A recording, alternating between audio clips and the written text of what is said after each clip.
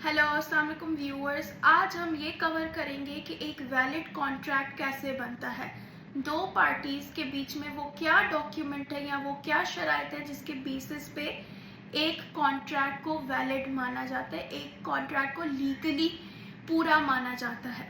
तो सबसे पहले एक कॉन्ट्रैक्ट के लिए ज़रूरी है कि एक ऑफर हो, मतलब किसी भी एक पार्टी की तरफ से एक पहल हो, एक ऑफर की गई हो। दूसरा है एक्सेप्टेंस, मतलब कि जो दूसरी पार्टी है उसने पहली पार्टी की ऑफर को एक्सेप्ट किया हो। Number 3 consideration. कंसिडरेशन से क्या मुराद है कि ये जो ऑफर और एक्सेप्टेंस हुई है वो किसी पैसे की बेसिस पे, किसी रेम्यूनरेशन की बेसिस पे की गई हो।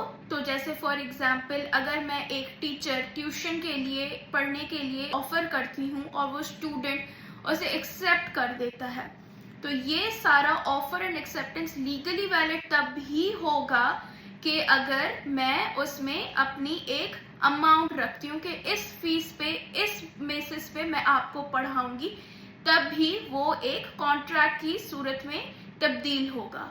अगर कहीं पे भी पैसे, अमाउंट या किसी भी फॉर्म की रेम्यूनरेशन नहीं हो रही तो वो एक लीगली बाइंडिंग कॉन्ट्रैक्ट नहीं है।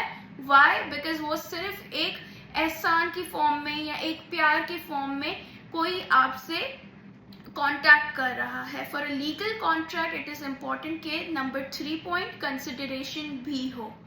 फोर्थ पॉइंट जो एक कॉन्ट्रैक्ट को लीगली वैलिड करता है वो है intention to be in a contract, in a legal relationship. कि सिर्फ मैंने ऐसे ही किसी को कह दिया और उन्होंने हाँ कर दिया does not make a legal obligation until and unless हमारी इंटेंशन थी कि ठीक है, जो हम कॉन्ट्रैक्ट कर रहे हैं या जो हम अग्री कर रहे हैं उसकी लीगल वैलिडिटी या लीगल बाइंडिंग होगी।